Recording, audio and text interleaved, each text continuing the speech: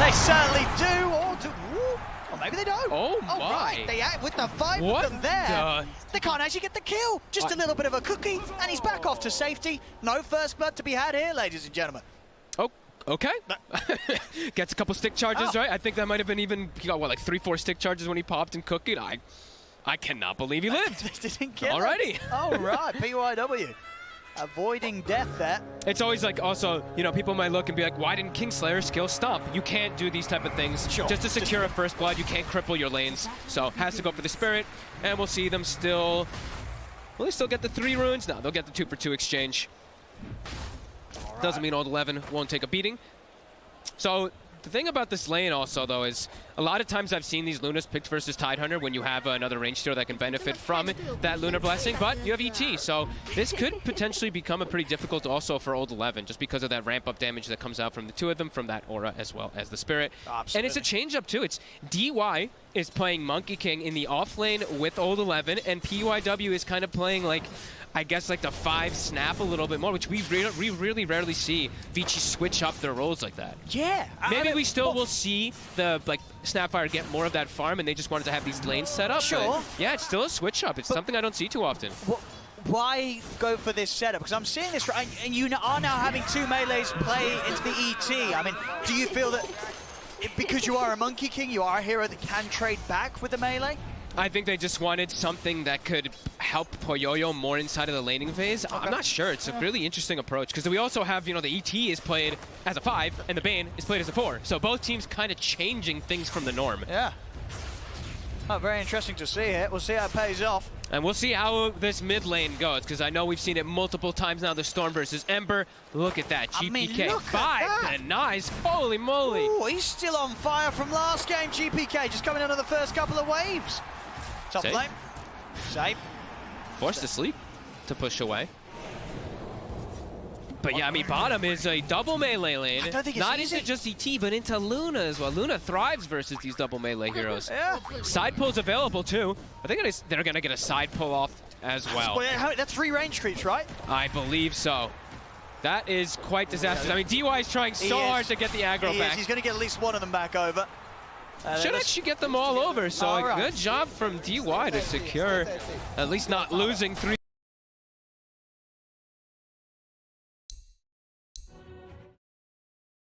These lanes looking super.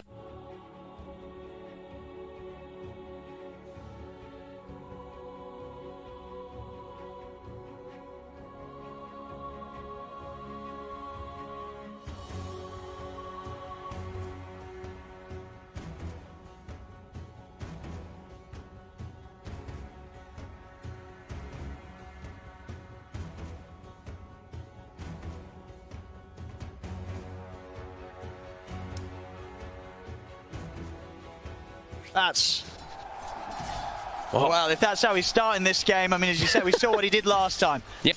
Last game. He's even stacking his small camp as well. Like, he's being super big. He's gonna send the high 5 toward Ori. GPK is absolutely feeling himself. He doesn't go back for the high 5. He might miss that as well. Missing everything else in this mid lane so far. It's not easy for Ori. And bottom, 72 on the Luna. Tighter. We are still seeing 11 get some really... Thump will connect. He should still be fine. But what a start for VP. Top. Also getting the kill. Lane setup's working perfectly for VP. Oh, this is wild. Bottom lane. Who will manage to take a Kingslayer here? 11 and DY. Now they've got the Ring of Health on Old 11. He's going to be feeling a little bit beefier. Not slowing down the Luna, though. Luna's still free farming. TB is getting slowed down. And as we mentioned, they do have a lot of these heroes that are anti-carries, as we always like to call them. The Lord and that ET into the Terror Pit, and also the Bane. With people we also have to factor in, which will be something that I think will be more noticeable than usual, because it's a 4-position Bane. I want to say that Save is going to get points of Enfeeble, and you're going to notice it versus Terrorblade, because it's a very strong ability that I feel like most people overlook. It's a 45% attack reduction, so later stages we'll see it because it's a 4-position, so he's going to definitely have more items and more ways to be able to actually play around that, rather than just sleep and ults. Yeah, if Ori's able to recover this game. You've got to remember the position he's in now. If he's able to pick it up from this is going to be quite the turnaround. They're setting up for him. First Remnant will be out of range. Might not matter though. Is able to dodge the second one with the sleight of fist, and Remnant and the fire shield is up, so blocking a fair bit of aggression here for the two of them. DY will be over. He might just die himself. I think he might. Oh, he's able to get the barrel. He dodged the damage. Back. Okay, DY taking down GPK here with Ori. Can they get save as well?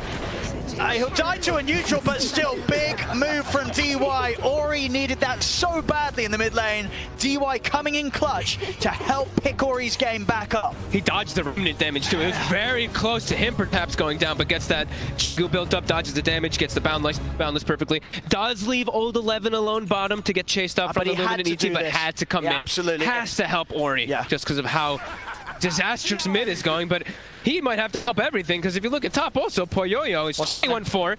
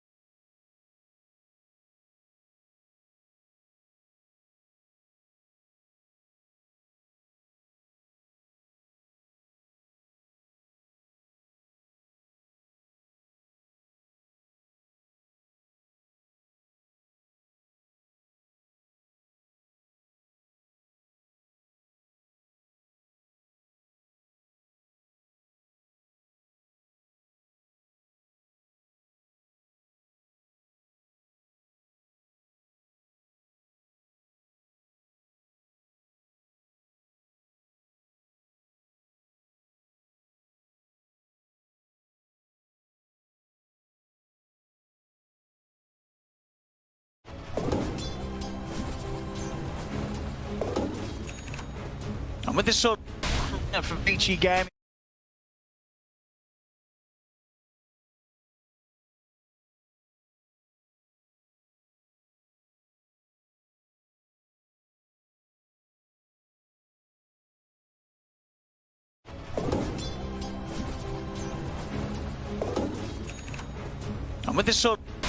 from Peachy game.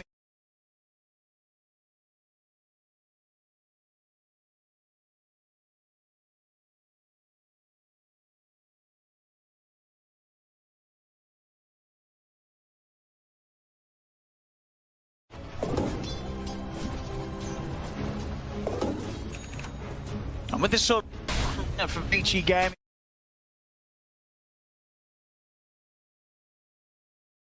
Gets the secondary power of the game. To be a little bit careful with that haste in his bottle.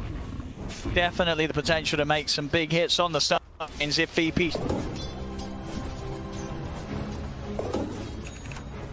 And with this sort of from Peachy game.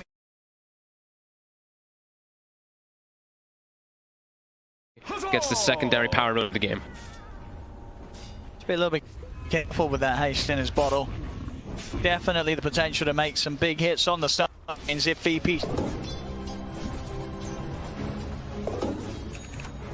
And with this sort of from Peachy game.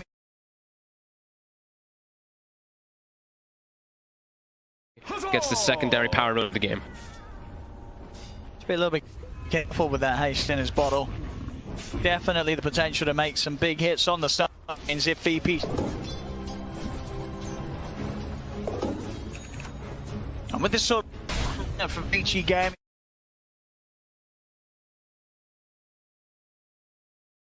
gets the secondary power move of the game. Potential to make some big hits on the sub in Zip BP with that haste in his bottle. Definitely the potential to make some big hits on the sub in Zip BP from Vici game. Not even for an ancient, it's just a single hard camp. I think it's all set, it has to try to catch up somehow. Potential to make some big hits on the sub in Zip BP with that haste in his bottle. Gets the secondary power move of the Definitely game. the potential to make some big hits on the sub in Zip BP with that haste in his bottle. Definitely the potential. Not even for an ancient, it's just a single hard camp. I think it's all set, it has to try to catch up somehow. Potential to make some Not big even for an hits ancient, on the it's just a sub in single Zip BP with that haste in his bottle. Gets the secondary power move of the Definitely game. the potential to make some big hits on the sub in Zip BP. Not even for an ancient, it's just a single hard camp. I think it's all set, it has to try to catch up somehow. Potential to make some Not big even for an hits on ancient, the it's just a sub in single Zip BP with that haste in his bottle. Gets the secondary power move of the Definitely game. the potential to make some big hits on the sub in Zip BP. Not even for an ancient, it's just a single.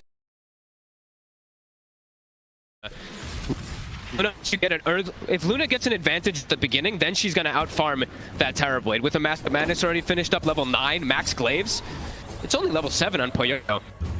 He doesn't have the mobility, he doesn't have the same levels at all to be able to get that farm going. On DY here behind the tower. TP not going to be coming in. He's being so aggressive on this Storm Spirit. DY has to be very cautious if he shows, but into the trees, he won't be jumping down anytime soon. This tower will have to be let slowly gone. On 11, trying to see if we can find Save behind the tower here. Won't be the case.